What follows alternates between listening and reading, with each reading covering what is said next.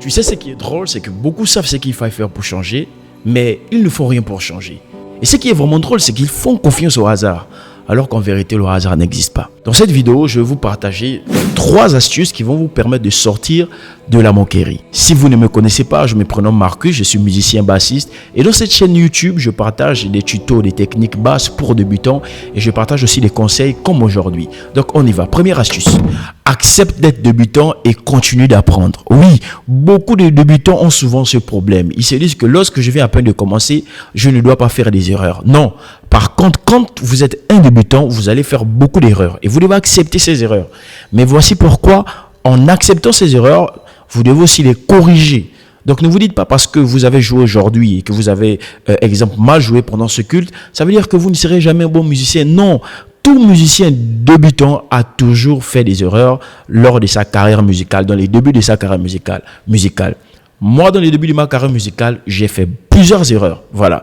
Quand je jouais la guitare basse, je me trompais des notes, je mettais des mauvais accords, je ne connaissais pas bien les gammes, je ne connaissais rien vraiment, mais je jouais toujours parce que j'avais l'amour de l'instrument. Mais après, qu'est-ce que je fais?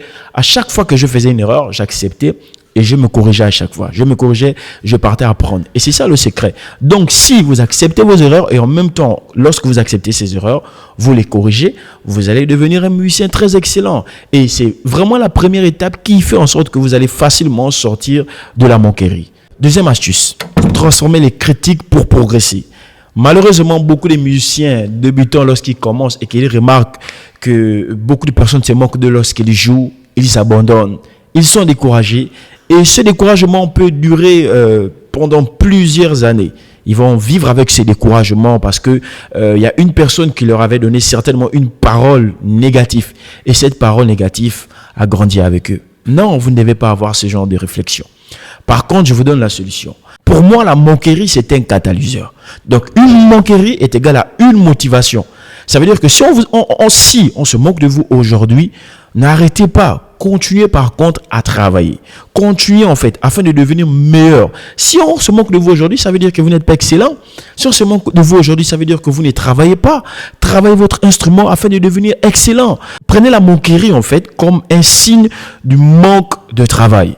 Lorsque vous allez prendre la manquerie comme un catalyseur, vous n'allez jamais souffrir et vous n'allez jamais arrêter la musique. Si moi j'avais pris la manquerie de hier et mis ça dans mon cœur, aujourd'hui je ne devais pas parler avec vous. Aujourd'hui je devais pas être en train de faire cette vidéo.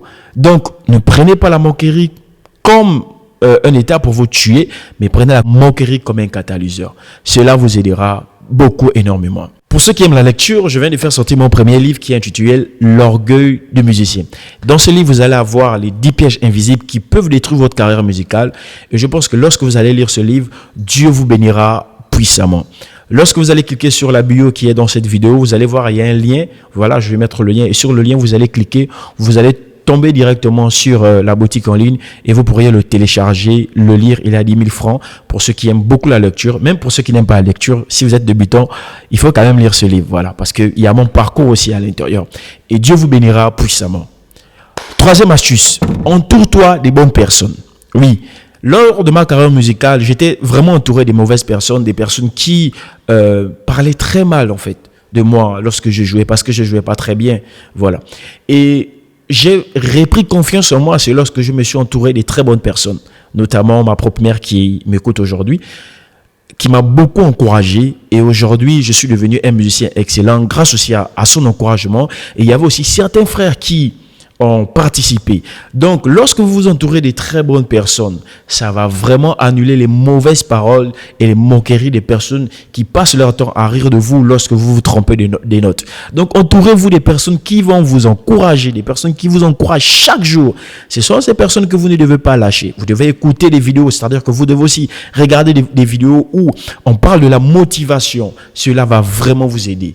Et vraiment, si vous avez été béni, n'hésitez pas de vous abonner à cette chaîne parce que dans cette chaîne, je partage plein de vidéos, je partage des conseils, je partage des techniques aussi en musique et je crois que vous serez richement bénis.